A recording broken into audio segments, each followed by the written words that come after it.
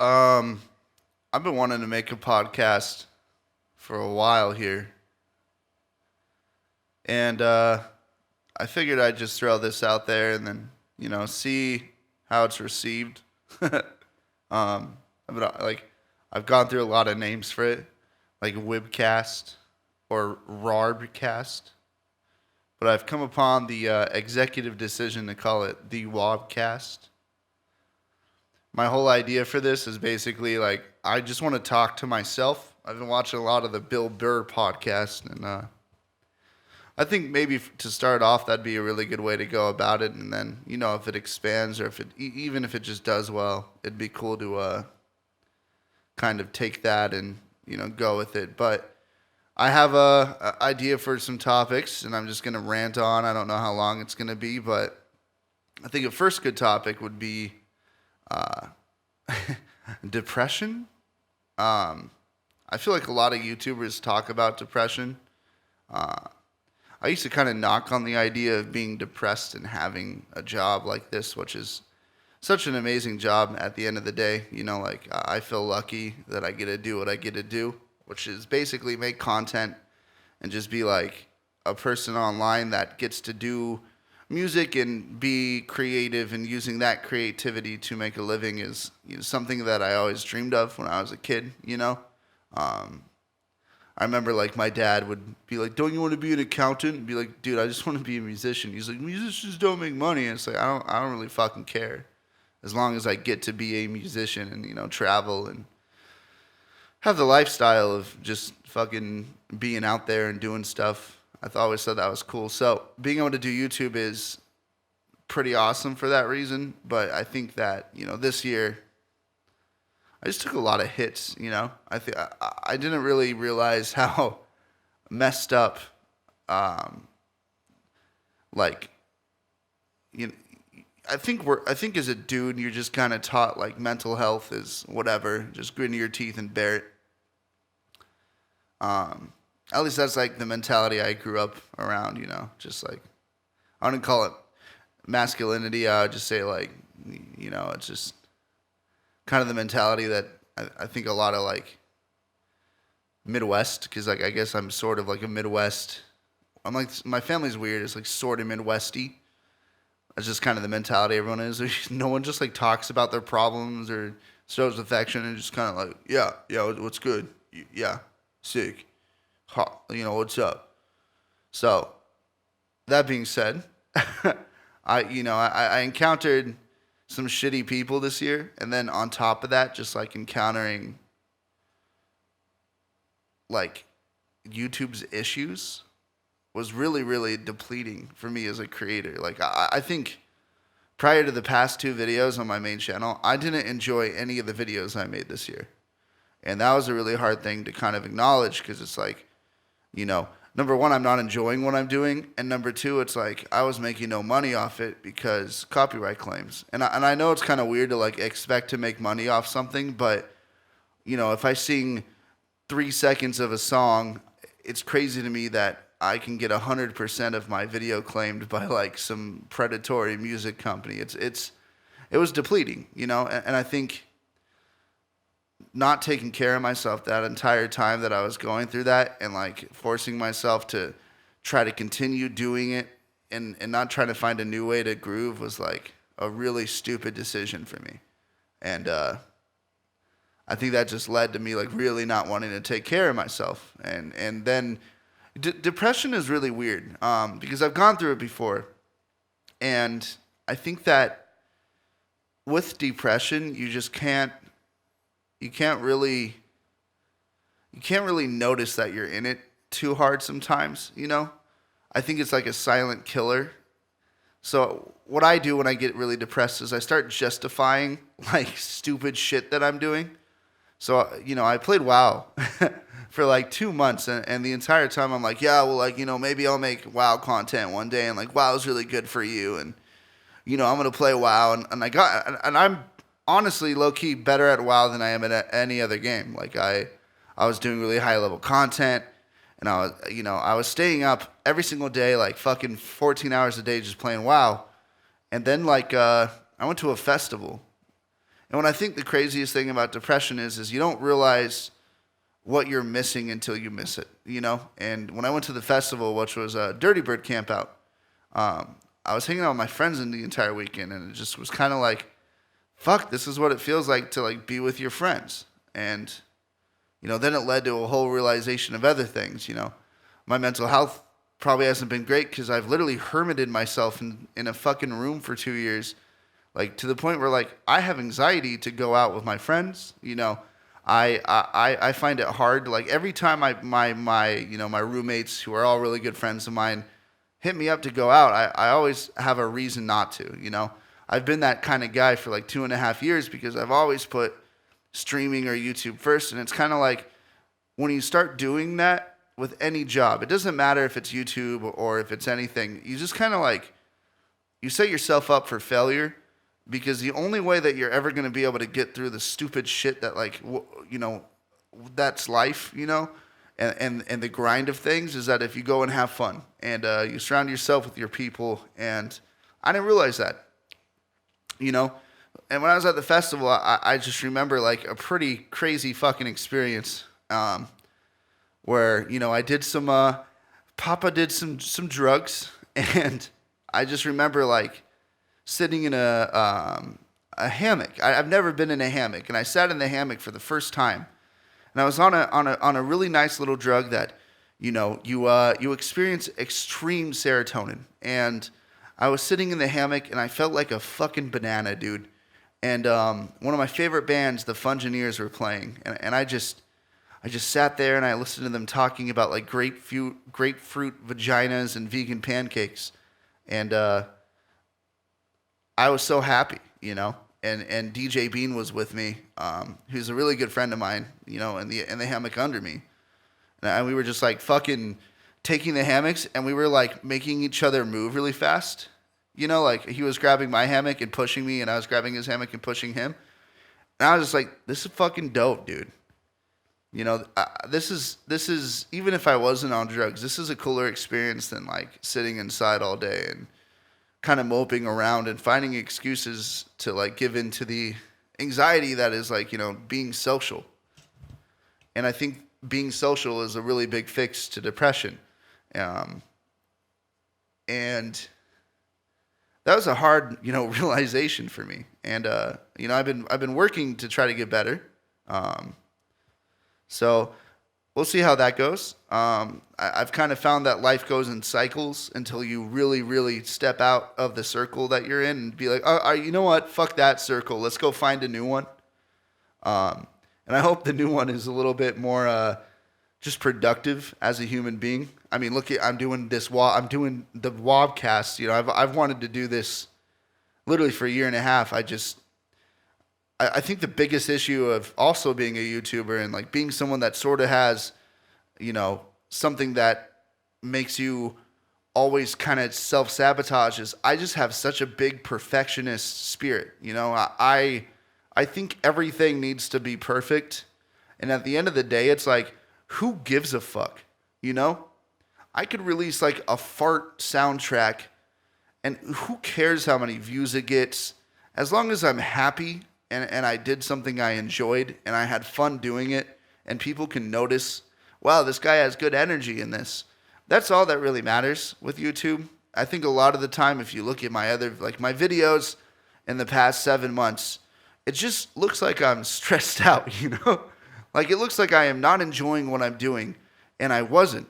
And what I've noticed is that in videos that you enjoy what you do, and videos that you just don't care, and you just kind of throw all that stupid fucking expectation that you get when you become a bigger YouTuber out of the window, it just feels so much better, you know? And finding that, and you know, it took 2.5 months of like pretty severe hermit boy, depression boy, sad shit, you know? But it led me to the realization that like I don't want to ever do anything I don't like, and I don't give a fuck what I upload anymore.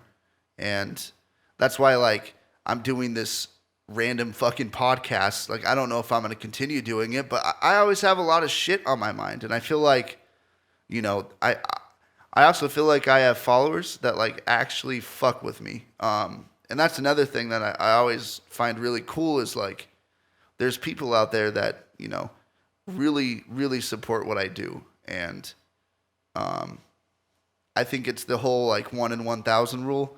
I have 400,000, subs or whatever.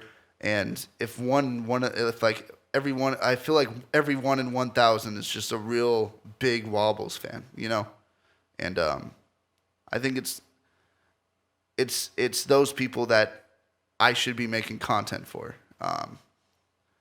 I should be making content for the people that like just really fuck with what I do. And why not expand what I do, like doing this podcast or, just kind of doing anything that I feel. So, I mean, I guess that's like my depression talk, I started a mood stabilizer just because, what I've noticed is every time I get really depressed and I get into the cycle where I just kind of self-sabotage and, I eat like shit and I fucking, start lashing out at people and, start having more anxiety about going out, I tend to like get in that cycle, and then for some fucking reason, I just don't ever try to go out of my way to find an actual way to fix it. Like I've done keto, right? Keto's cool until it's not cool and you realize you're eating like fucking butter and steak. It's like I like food too much to give in to keto. Like I'm fat for a reason, and I think one of the reasons is I literally took Adderall from like ages 10 to 19 and then randomly got taken off it due to my healthcare changing, and I couldn't get it for like 4 months. And that was fucking miserable, and I gained like 60 pounds in like 2 months. And ever since then, I've just had issues with my metabolism. And, I've also had issues with like serotonin output, I feel like. Where like, when I was on Adderall a lot, I felt like I was able to really function at like a positive scale. I think that's the biggest issue with kind of having these high ups and high downs as a person when you when you get off Adderall and you're not really monitoring your serotonin anymore. Is like my bad days were bad days and my good days were great days. And I just remember when I was Adderall, it was like every day was just kind of it wasn't a crazy manic fucking whoa, what's up guys, I'm gonna do impulsive shit type of day. It was just like, oh, I'm good, I'm happy, I'm gonna fucking do what I need to do type of days. And I think helping to maybe combat my depression with that mentality and seeing if there's a way to medically do it is gonna be cool. And you know what, I've been in therapy. I've always gone to therapy, but I think something interesting is people kind of will shit on medical science just because, I think in America it's this like weird guilt that I don't need a crutch. Yeah, I'm just gonna start going to the fucking gym. Yeah, the gym's the real drug. And it's kind of like, sure, there's people that may feel small stints of like sadness or just feel like shit, and they go to the gym and then it works out and like, yeah, it sucks. Yeah, it sucks at first, but eventually you just get that fucking serotonin and you just go, man. There's no fucking worries. You just go. And I have respect for those people that they're able to do that. But, I have never found anything that's been able to like really keep me stable and then enjoyed it enough that I continue doing it. And the only thing that I really think I've found that does that for me is probably music. But I don't know. My therapist has always recommended, like, why don't you just, why don't you try to find something that makes it so that you don't have these intense highs and lows? And, for like a year, man, I've just been like, he's fucking trying to give me pills. And I think it's because I went to like a really shitty doctor like 2 years ago, and they gave me antidepressants immediately. And I tried to do those, and it felt really shitty. But weirdly enough, right, it's like, okay, that felt shitty. I didn't try to like find something that works. And I think, I don't really care about his politics because I don't really care about politics that much. Or do I? I don't fucking know. But Jordan Peterson had this one video because I was just looking up like reasoning for antidepressants. And he happened to be the first, like the top, recommended video there. And he said like, I have patients who come in for 2 years, and it's so obvious that, getting on a regiment and then, eventually taking them off of it would just help them so much to get like their life out of like a rut, out of a circular pattern. And, you know, I watched that video, and he was like, I'm tired of people just feeling guilty about this. When someone has diabetes, they have a medical condition, and people treat that as a medical condition, and they get help for it, and they get insulin, and et cetera, et cetera. Why don't people that have mental illnesses, depression, anxiety, why do people just kind of treat mental illness like it's not like an impairment, And I've always joked, fucking, I'm just depressed and stuff like that. But when you really go through the ringer, it's like you really realize like this isn't just some bullshit. I think I think there's extents to how much people feel it too. Like I have a lot of friends who'll be like, yeah, like I was depressed like for like 3 days, and I'm like, oh, that's cute. Oh, oh,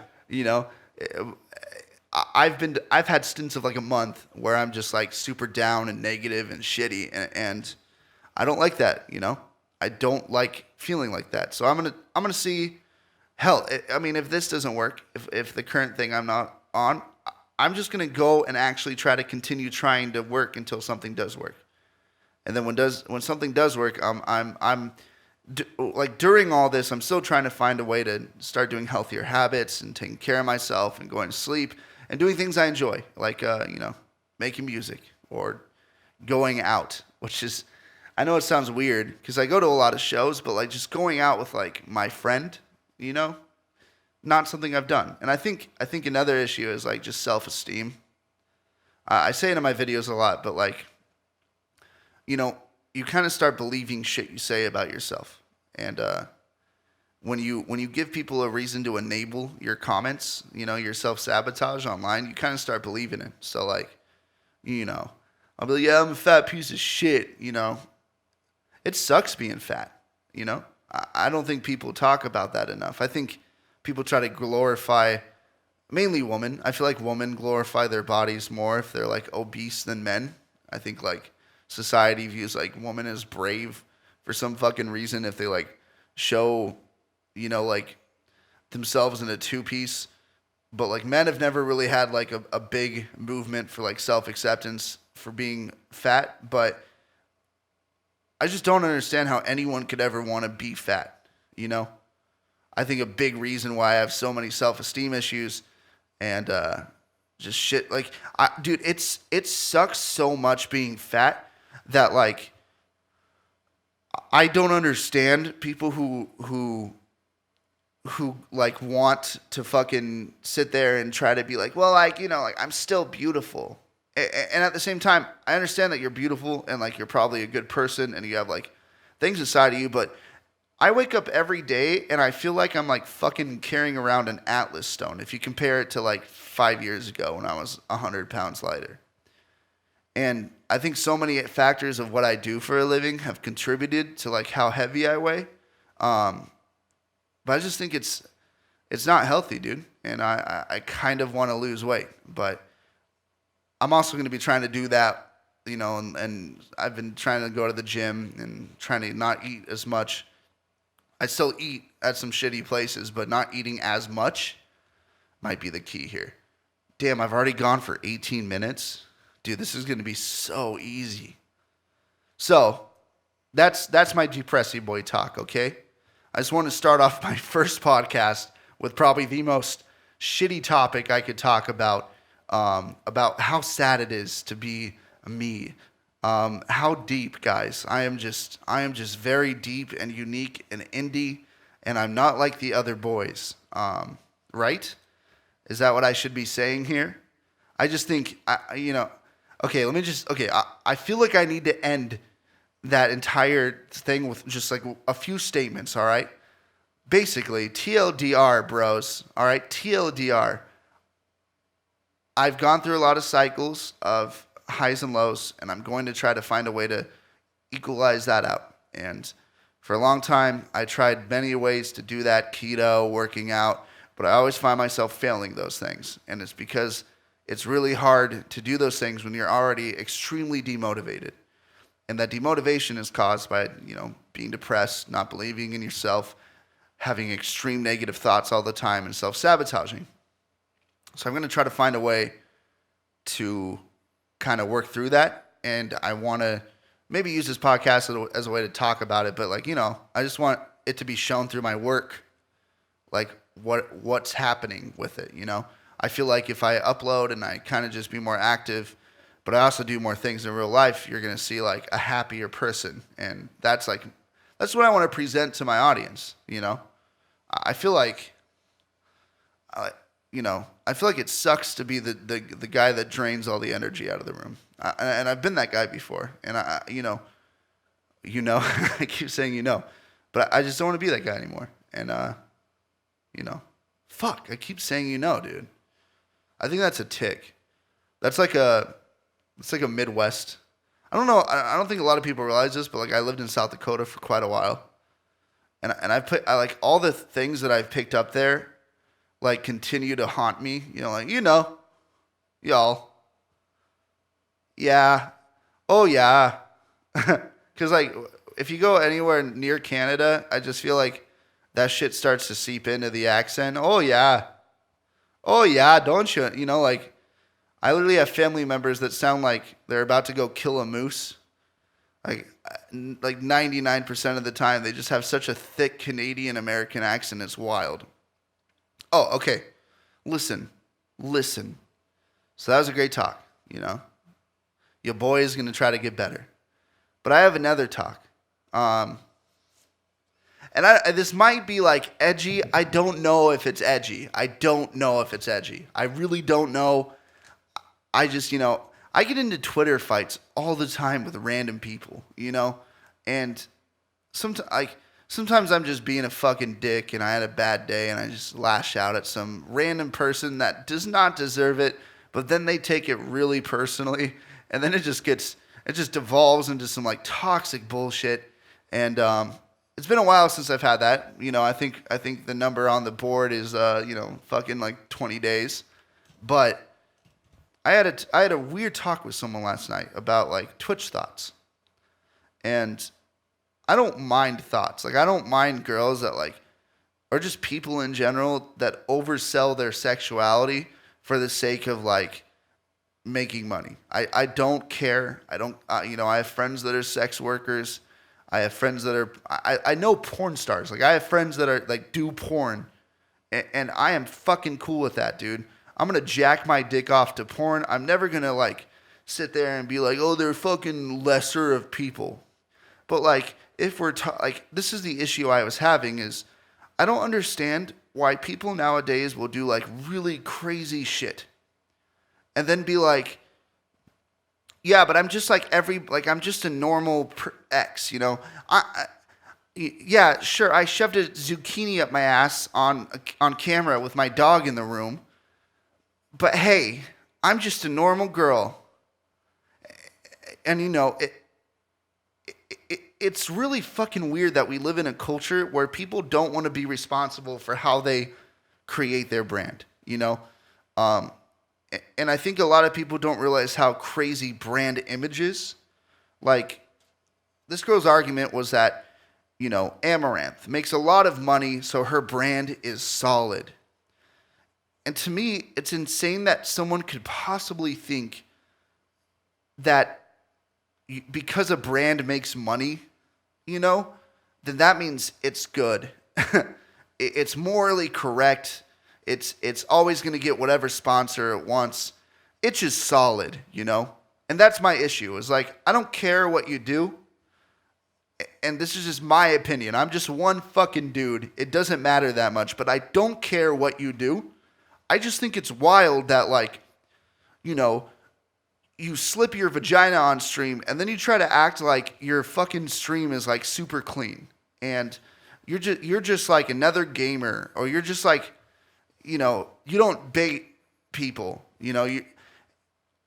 I think there's a lot of issue in what Twitch is going through right now. Because in my opinion, I think it's predatory.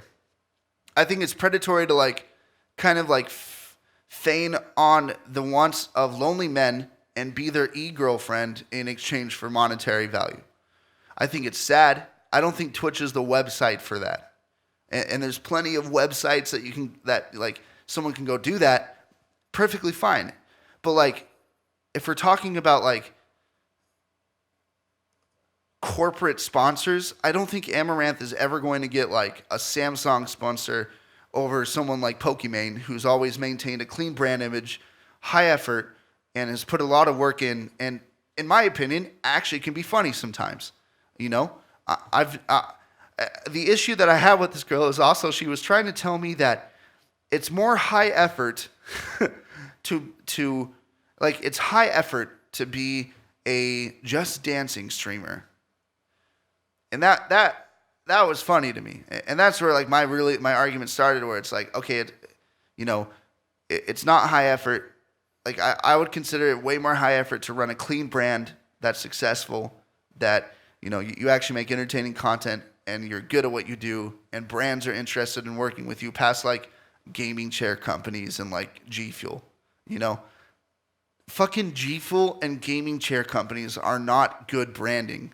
They're not like the highest you can go. Gaming chairs will just suck any dick they can fucking find. They don't care about your brand image. They don't care about who you are or what you do. But like Sony or like Viacom or like a major multimedia conglomerate is going to care about how you present yourself.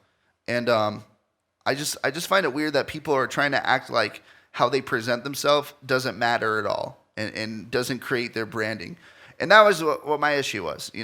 I think Twitch has gone through a lot of PR nightmares when it comes to how they deal with people like Alinity and Amaranth, and I find it sad that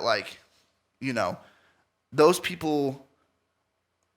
I find it sad that someone would say that that's just as high effort to do what they do as someone that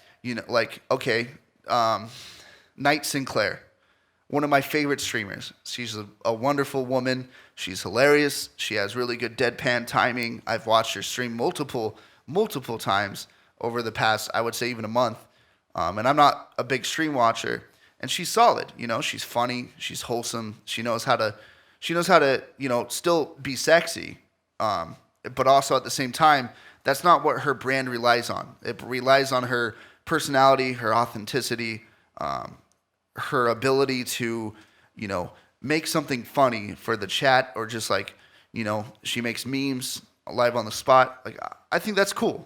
I find it sad that people that don't do quality content get more viewers or have more of a pool of audience than genuine, funny, entertaining women. And that's where my main argument comes in. I don't think, I understand, the argument of oh yeah, well, do you think the people watching booby streamers are going to watch Fortnite streamers? No. But I think the people watching booby streamers, if they weren't offered the ability to watch booby streamers, would be watching better streamers that may still be sexy, that may still make great content, but those streamers' branding isn't, hey, I'm a girl and I'm sitting on a chair with my asshole pretty much out. Do you want to be my e-boyfriend? Hey, donate $5 to me. Thank you so much. Do you want me to put you on the wall? Thank you so much for that donation. How are you doing? You get to get into my Discord now. Maybe you can message me. If you give me $25, we can talk for 5 minutes a month. And every $25 up, you get 5 more minutes. And it's like a fucking 16-year-old, I don't think that's good branding. I don't think that, I think that it's also a short-lived way of running your stream. Look at dancers. I went to dancing school for 4 years, and I have friends that at 16 got poached out of school and flown to Russia. I had a friend that joined the Royal Ballet, and her name was Tiana, and she was such a she was the best ballerina dancer I've ever seen in my life. She would fucking, her thighs and her legs were just bulwarks of muscle. It was like the anime meme where everyone at the high school is super buff. that was just her. Like, she was the fucking, like, she looked buffer than, like, most dudes I knew when I was in wrestling and football. And she got drafted out at 16, and by 23, like, she was done with her like ballet dancing career.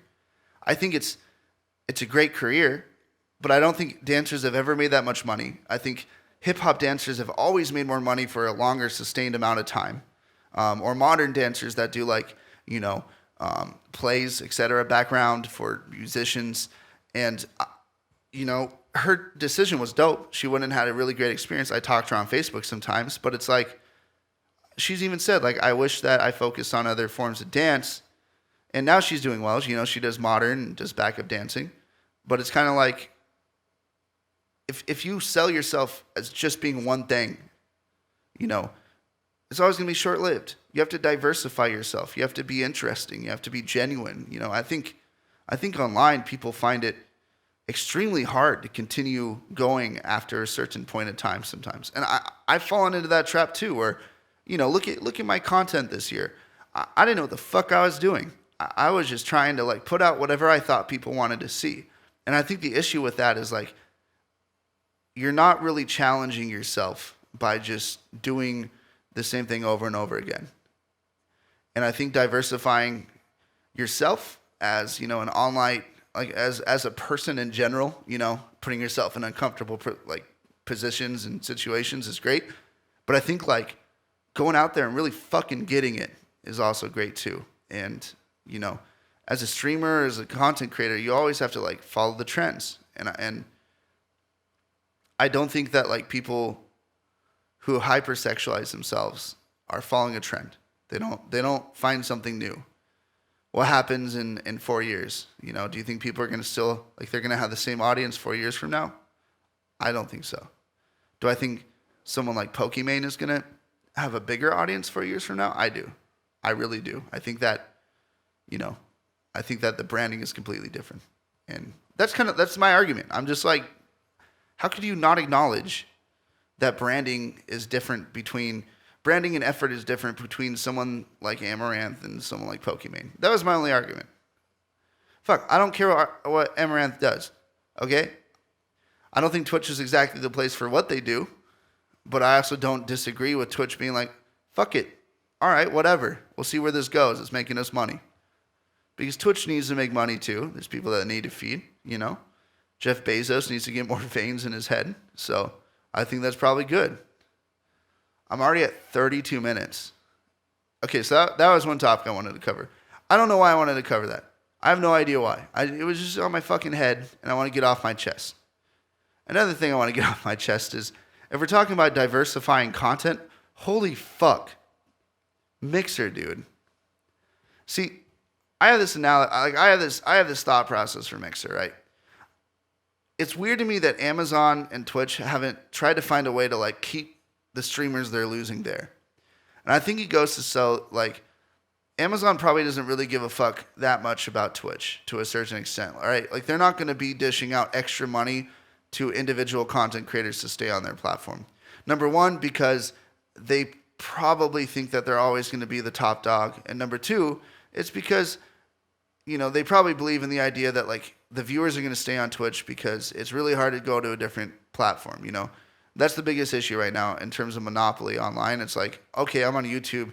Remember, like, YouNow came out and everyone was trying to get you on that, and it was just super fucking lame because you're so used to YouTube, and you go to this website and it's like, fucking sign up and, blah, blah, blah. Mixer kind of has the same issue where it's like, use your Hotmail account that you've had and haven't used for 7 years, log in, and get some sparks for your bros, It's this weird UI. I don't like it.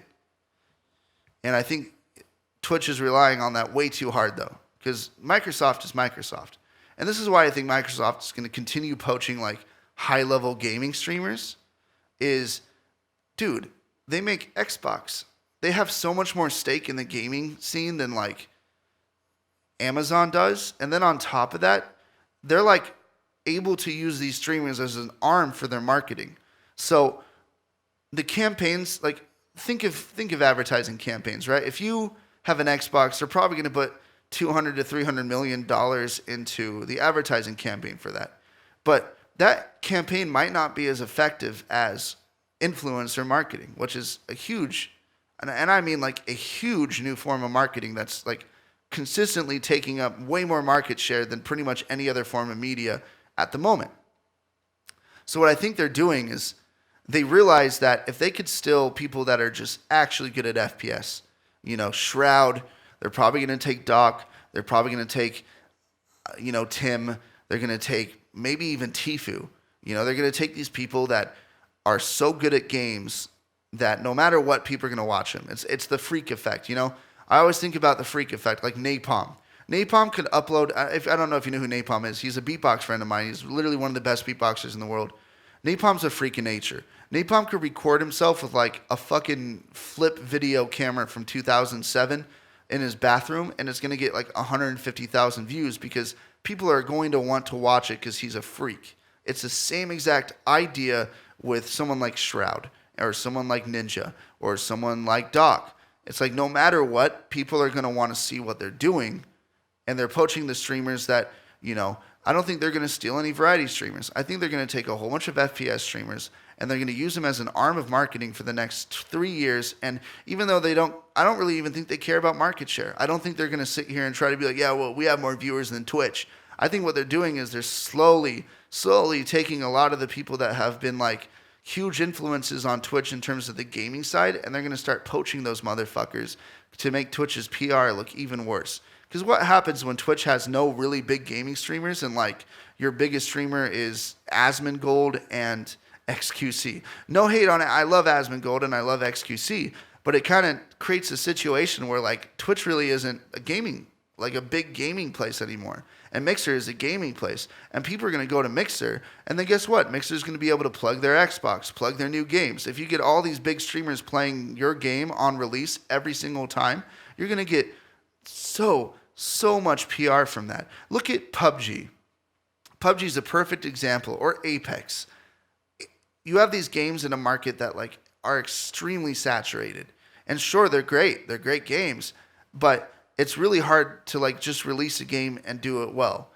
Apex paid like probably 150 people to stream it first day, and that created enough buzz that like Apex is still alive today.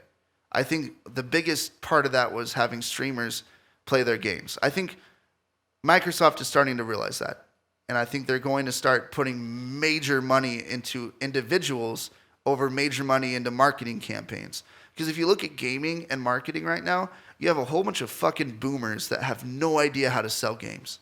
You have these fucking 45-year-old dudes who gel their hair still, and they wear like dad fucking button-ups, and they have like weird jokes, and they sit there and they have no idea what a 25-year-old wants.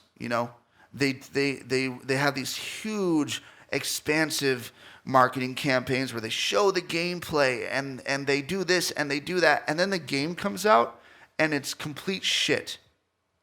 No one fucking cares about it. Look at Fallout 76. They marketed that so hard, so fucking hard for like a year.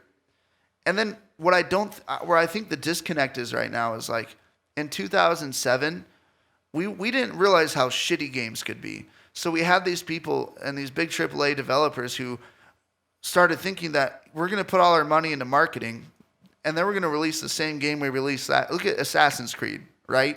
Assassin's Creed has been the same game for like fucking 10 years. And all they do is they put a shit ton of money into it, and then they just like throw it out there, They put a shit ton of money in it, and then they're like, okay, here's $100 or $10 million of marketing. And then they release it, and people don't give a fuck because it's the same thing. Same thing, exact thing. What happens when you put all that money into your game and you make a great game, and then you have influencers or creators play it? Then you get a huge audience of people that see this guy that they really enjoy and know is good at games and a good judge of things, pretty much live reviewing your game the moment it comes out. And if you have like 10 of those people, and this is where I'm rounding this out to, right? If you have 10 people of like the biggest FPS streamers right now, on Mixer playing Halo, and then all they do is and they release an actual good Halo game. They're going to be so much like they don't even need a marketing budget. They don't need to put fucking $20 million into running ads. The $20 million they put into the creators are going to get so much more out, you know? And that's where I think, you know, this poaching is going to work. I don't think they really care about the market share. I think they just care about stealing the good people and fucking using those platforms that these people have created to push their product. They're so much more invested in gaming than Amazon ever will be, you know? And I mean, I think it's wild. I think we live in an environment right now where like really anything can happen. And I mean, I guess since I'm banned on Twitch, as we all very well know, I'll probably start streaming on Mixer more. I can see Mixer being really fun for like when I'm just creating content and not like really trying to put out intense streams, you know? And talking about streaming, I'm probably gonna start doing that again. Now that I've taken such a big hiatus from it, I think it's time that I really get back into my grind of just like, you know, maybe doing it on a schedule and doing it and just trying to be happy while doing it. I really don't mind VR chat, but I think VR chat's just a really fucking sad game, you know? Every time I go on that when I'm alone and I just go on it like at 2 a.m. at night, it's just a whole bunch of like alcoholics who are just so depressing and negative and their lives suck.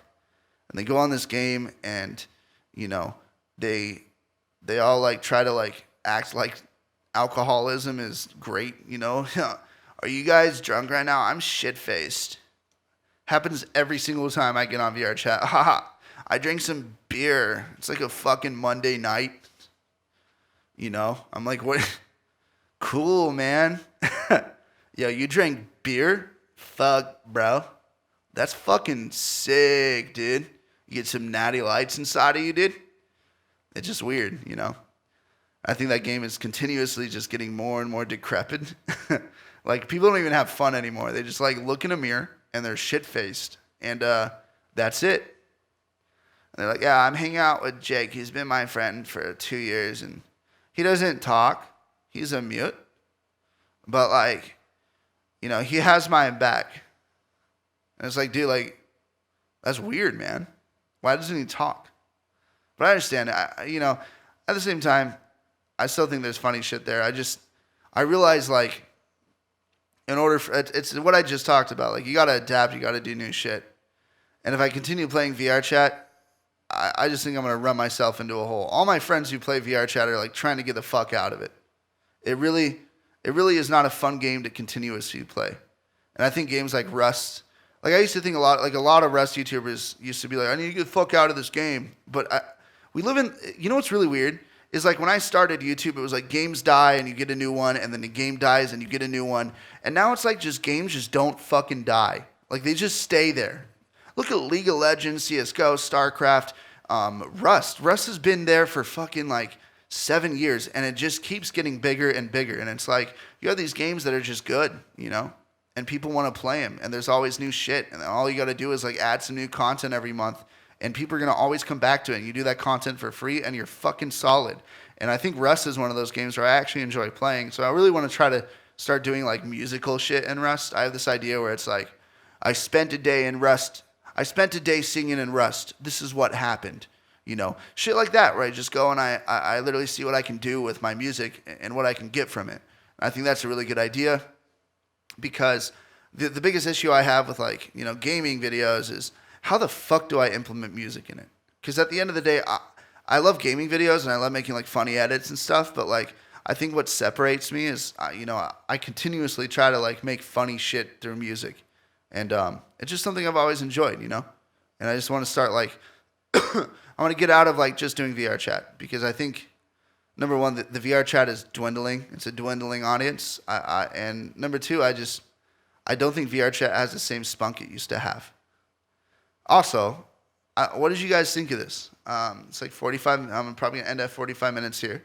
But I hope you guys like this. Follow me on Mixer, mixer.com/Mr. Wobbles. I'm going to try to start streaming there, so I'm probably going to start playing COD and stuff like that and just see how that goes for me in terms of like making music. On top of that, I want to let you guys know that you're uwu, okay? And I hope you guys enjoyed the first episode of the quintessential and weird ass thing I'm doing called the Wobcast. Thank you.